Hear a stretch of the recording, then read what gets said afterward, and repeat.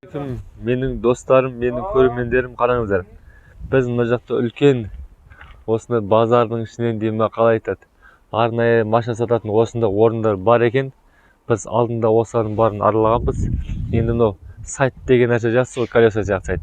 Сол жақтан осылардың барлығын табуға болады екен. Енді біз сайтқа жазғаннан кейін машина шықты. Машинаның адамның хозяйымен сөйлестім. Енді бұл жерде бір машина дилерлер болу керек бұл кісілер. Сөйтіп осы машина таптым қазір ғана. Қазір енді түсіргелі жатырмыз.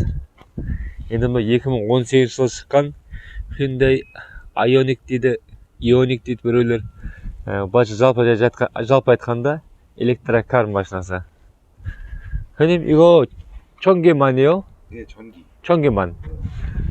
тек қана тоқ. Енді сыртқы кузов жағын бір түсіре кетейік. Енді бұл жерде мен интернеттен қараған кезде шатаспасам, енді бұл жерде көп көргем. Бір артына ма бұл жерде соққы тиген сияқты болып көрінді. Бір енді олардың барлығын қазір көреміз. Әттең мен ойлағам негізі алды жаққа жүргізіп көрем ба деп. Енді ол жағын жүргізбесек те, бірақ енді басқа жағын сізге түсіндіре кетейін. ішін көрсетейін. Міне жап жаңа кәдімгідей салоннан шыққан сияқты. Міне новый дизайн. Бұл машина негізі 2016-тан бері шыққан екен Корея мемлекетінде. Шатаспасам, беспроводный зарядка.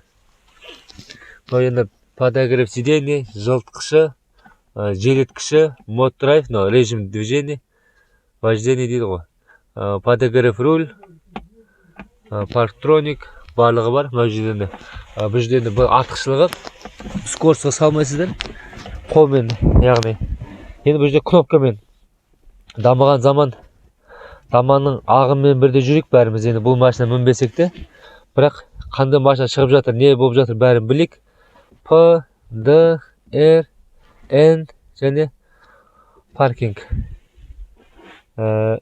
Мониторын қараңыздар, кәдімгідей жап жаңа мынандай метке түсті свет боялған. Бұларда 2-3 түрлі модельдер көп екен бұда. Флешка, қай мемлекеттің несі болса да флешкасын саламыз. Әрине біз JBL компаниясымен аудио колонкалары, монитолар жағы соғысымен келіскен. Одан кейін Bluetooth бар. Airbag дейді, не дейді. Барлығы керемет. Кондер, салафан ашылмаған даже.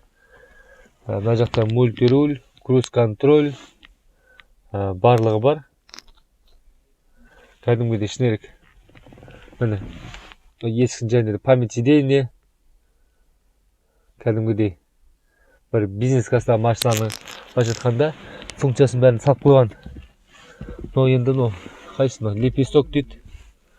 Енді мынаны білесіздер енді. Арт жағында аса бір. Арт жағын қараңыздар. Ары қарай бүйтіп батып кеткен. Енді ол жағын бәрін қазір түсіреміз. Енді мен сумкамен отырғаннан кейін маған сәл қар болып тұр.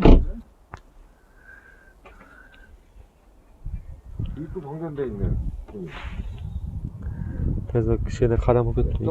Батарейка отырайын деп жатыр. Енді мотор жағына кезек. Батарейканы отыруға сәлек қалды. Мотор жағына керек. Кәдімгідей жап жаңа ғой. Не деген таптаза, вообще айдалмаған ғой мынада. Қараңыздар.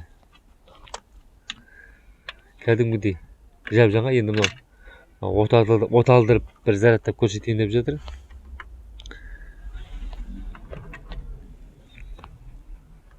Мыналардың бәрі ашылмаған кәдімгідей. Енді мен қағаздан көрген кезде ештеңе болмаған. Енді жалпы кәрістер негізі машинаны негізі жөндей алмайды, сол себепті наклейкасы ашылмаған мына жақта. Көрдіңіздер ме?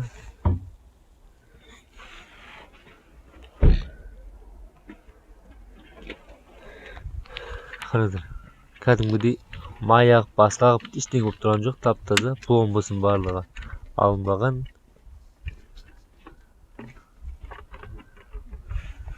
Жақсы. Мен ойлағаннан да кәдімгідей керемет екен.